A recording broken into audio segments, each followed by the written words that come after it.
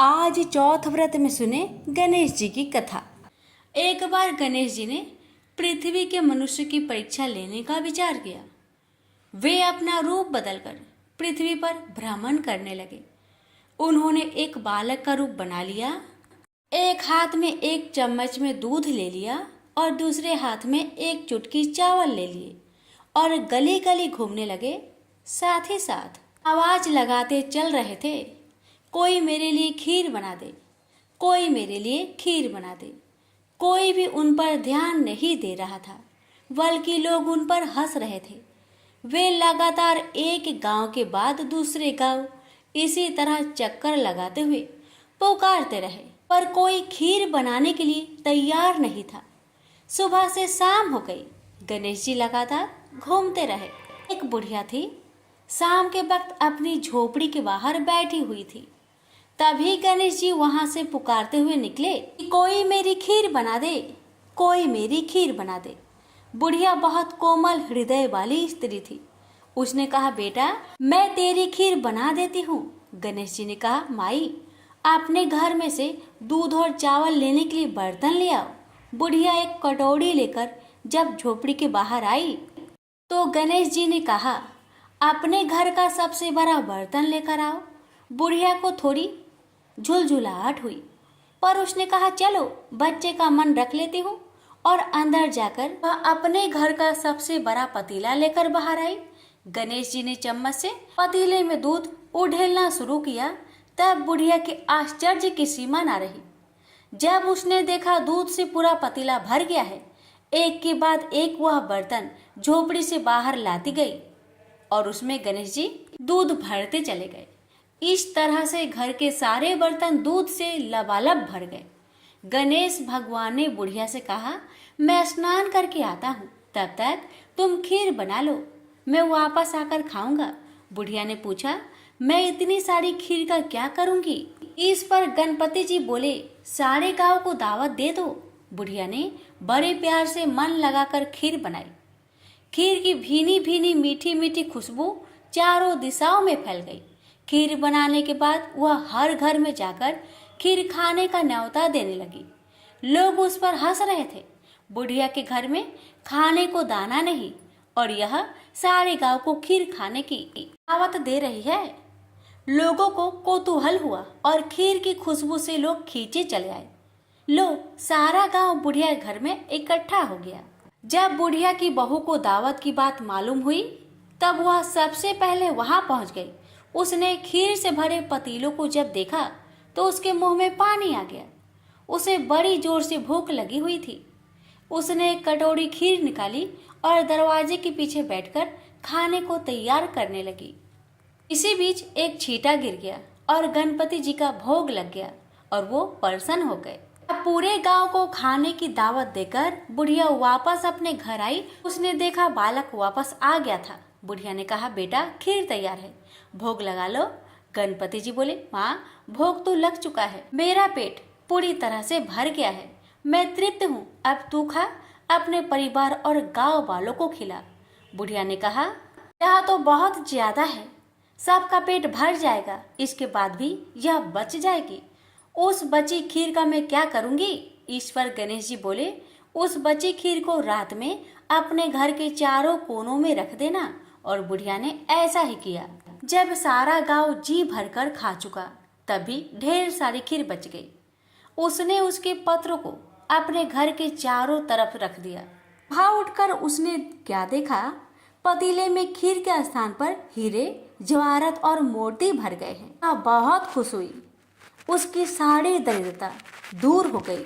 वह आराम से रहने लगी। उसने गणपति जी का एक भव्य मंदिर बनवाया और साथ में एक बड़ा सा तालाब भी खुदवाया। इस तरह उसका नाम दूर दूर तक प्रसिद्ध हो गया। उस जगह वार्षिक मेले लगने लगे।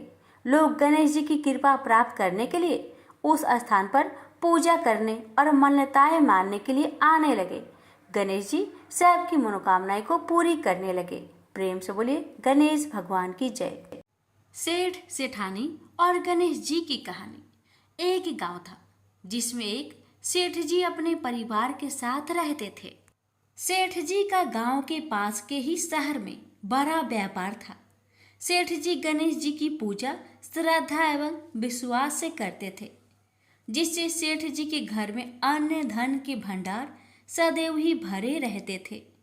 उनके जीवन में किसी भी प्रकार की कोई कमी नहीं थी।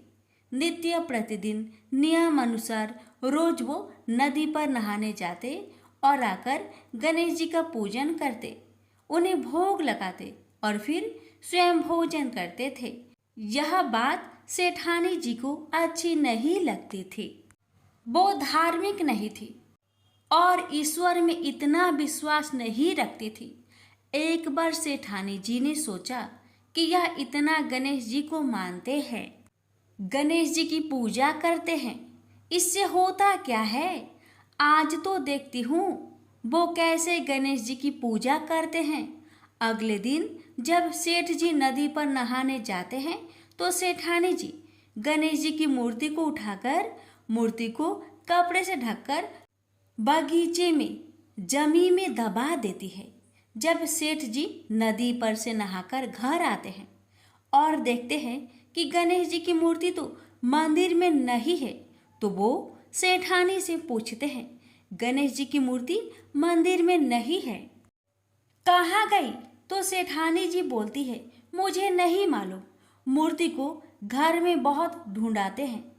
उस दिन क्योंकि वो गणेश जी को भोग नहीं लगा पाए, इसके लिए सेठ जी ने अन्न जल का भी त्याग कर दिया और गणेश जी से प्रार्थना करने लगे, हे प्रभु, लगता है आप मुझसे रुष्ट हो गए हो और कहीं चले गए हो। आप अपनी कृपा दृष्टि मुझ पर बरसाइए। ये प्रभु, मुझे दर्शन दीजिए। सेठ जी ने मन ही मन सोचा कि आपसे जब तक आप मुझे मिल नहीं जाते, मुझे दर्शन नहीं दे देते, तब तक मैं अन्न जल का त्याग करता हूँ। उस दिन पूरा निकल गया। रात्रि में सेठ जी की भक्ति से प्रसन्न होकर गणेश जी भगवान ने सपने में गणेश जी भगवान एक छोटे से चूहे के साथ खेल रहे होते हैं और चूहे को खाने को लड्डू देते हैं। चूहा लड्डू लेकर बगीचे में जाता है और जमीन को खोदता है और लड्डू वहीं डाल देता है। अचानक सेठ जी की नींद खुल जाती है। सेठ जी बगीचे में जाते हैं और वहीं खोदते हैं जहां उन्होंने सपने में देखा था, और वहीं से उनको थोड़ी सी जमीन खोदने पर कपड़े में लिपटे हुए गणेश जी की मूर्ति मिलती है। सेठ जी गणेश जी की मूर्ति की पूजा करके उनको यथास्थान स्थापित करते हैं और सेठानी के पूछने पर सारा वृत्तांत उन्हें सच सच बताते हैं। बात जानकर सेठानी जी को आश्चर्य होता है और सेठानी जी मन ही मन श्रद्धा एवं विश्वास से गणेश जी भगवान की भक्त बन जाती है और सेठ जी से कहती है कि मुझसे बड़ा भारी अपराध हो गया है। अब हम दोनों पति पत्नी प्रेम सहित गणेश जी भगवान की आराधना करेंगे एवं उनकी पूजा में कभी कोई कमी नहीं आने देंगे। यह सुनकर सेठ जी अत्यधिक प्रसन्न हो जाते हैं और दोनों पति पत्नी गणेश जी भगवान को धन्यवाद करते हैं। जय बोलो, गणेश जी भगवान की जय हो, सदा ही जय हो। प्रभु अपनी अनुकंपा सेठ सेठानी के समान ही हम सभी पर बनाए रखना। कहानी सुनने वालों की सभी मनोकामनाएं पूर्ण करना। एक बार गणेश जी एक बहुत सुंदर गांव से गुजर रहे थे। इस गांव के खेत हरे भरे थे। सुबह का समय था। ठंडी पवन का आनंद लेते हुए गणेश जी मूषक पर सवार होकर चले जा रहे थे। इतने में वह एक खेत से गुजरे तो आनंदवश फसलों में हाथ फिरा दिया। गणेश जी के ऐसा करने से उस फसल के कुछ दाने हाथ में आ गए। अब गणेश जी को पछतावा हुआ कि उन्होंने तो चोरी कर ली। भले ही उन्होंने जानबूझकर नहीं चुराया, लेकिन अब फसल के दाने तो उनके हाथ में आ गए। गणेश जी ने गिने तो वह 12 थे। अब गणेश जी ने उस खेत के मालिक को खोजा और उन सेठ जी के यहाँ 12 साल की नौकरी पर लग गए। एक दिन सेठानी राख से हाथ धोने लगी तो गणेश जी ने सेठानी का हाथ पकड़कर मिट्टी से हाथ धुलवा दिया। सेठानी ने सेठ जी से शिकायत की और कहा कि देखो, नौकर ने मेरा हाथ पकड़ लिया। सेठ जी ने गणेश को बुलाकर पूछा कि तुमने सेठानी का हाथ क्यों पकड़ा? गणेश जी ने बोला कि मैंने तो बस ये कह रहा था कि राख से हाथ धोने से घर की लक्ष्मी नाराज होकर घर से चली जाती है और मिट्टी से हाथ धोने से आती है। सेठ जी ने सोचा कि गणेश ठीक कह रहा है। थोड़ी दिनों बाद कुंभ का मेला आया। सेठ जी ने कहा, गणेश, सेठानी को कुंभ के मेले में स्नान करा कर ले आओ। सेठानी किनारे पर बैठकर नहा रही थी तो गणेश जी उनका हाथ पकड़कर आगे डुबकी लगवा लाए। घर आकर सेठानी ने सेठ से कहा कि गणेश ने तो मेरी इज्जत ही नहीं रखी और इतने सारे आदमियों के बीच में मुझे घसीटकर आगे पानी में ले गए। तब सेठ जी ने गणेश जी से पूछा कि ऐसा क्यों किया? तो गणेश जी ने कहा कि सेठानी किनारे बैठकर गंदे पानी से नहा रही थी तो मैं आगे अच्छे पानी में डुबकी लगवा कर ले आया। इससे अगले जन्म में बहुत बड़े राजा और राजपाट मिलेगा। सेठ जी ने सोचा कि गणेश ठीक कह रहा है। एक दिन घर में पूजा पाठ हो रही थी, हवन हो रहा था। सेठ जी ने गणेश को कहा कि जाओ सेठानी को बुलाकर ले आओ। गणेश सेठानी को बुलाने गए तो सेठानी काली चुनरी ओढ़कर चलने लगी तो गणेश जी ने काली चुनरी फाड़ दी और कहा कि लाल चुनरी ओढ़ के चलो। सेठानी नाराज होकर सो गई। सेठ जी ने आकर पूछा, क्या बात है? तो सेठानी बोली कि गणेश ने मेरी चुनरी फाड़ दी। सेठ जी ने गणेश को बुलाकर बहुत डांटा तो गणेश जी ने कहा, पूजा पाठ में काला वस्त्र नहीं पहनते हैं, इसलिए मैंने लाल वस्त्र के लिए कहा। काला वस्त्र पहनने से कोई भी शुभ काम सफल नहीं होता है। फिर सेठ जी ने सोचा कि गणेश है तो समझदार। एक दिन सेठ जी पूजा करने लगे तो पंडित जी ने बोला कि वो गणेश जी की मूर्ति लाना भूल गए, अब क्या करें?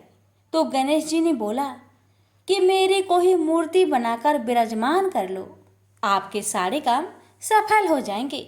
यह बात सुनकर सेठ जी को भी बहुत गुस्सा आया और वे बोले कि तुम तो अब तक सेठानी से ही मजाक करते थे, मेरे से भी करने लगे। तो गणेश जी ने कहा, मैं मजाक नहीं कर रहा हूँ, मैं सच बात कह रहा हूँ।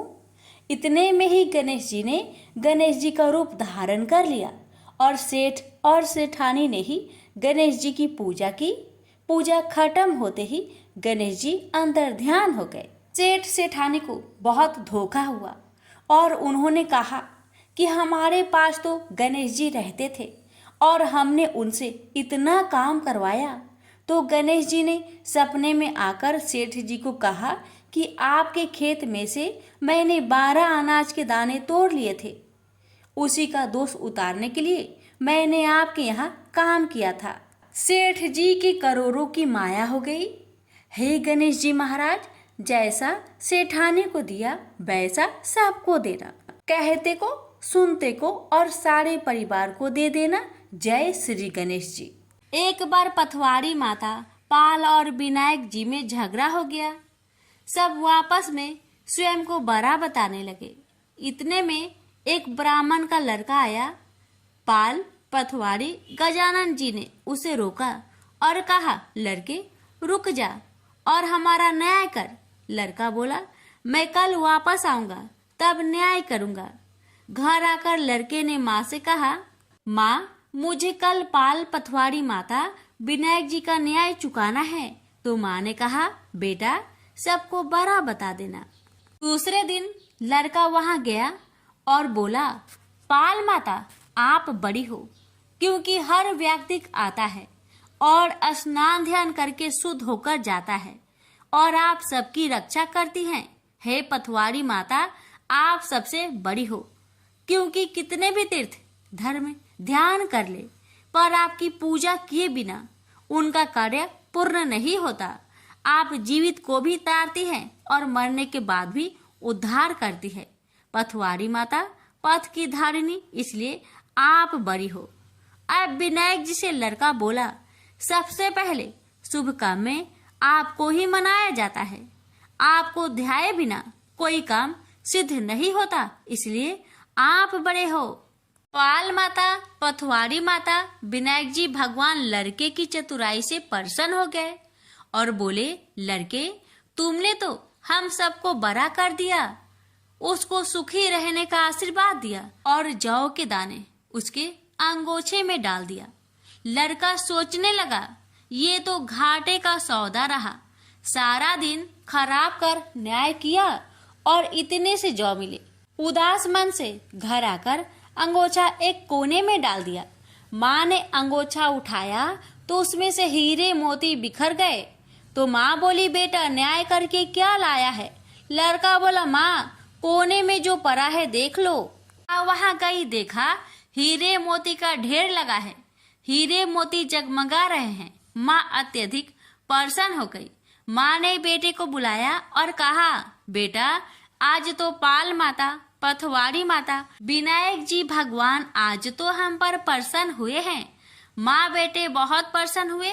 हे भगवान, जैसा पाल माता, पथवारी माता, विनायक जी भगवान ने लड़के को दिया, वैसे सबको देना।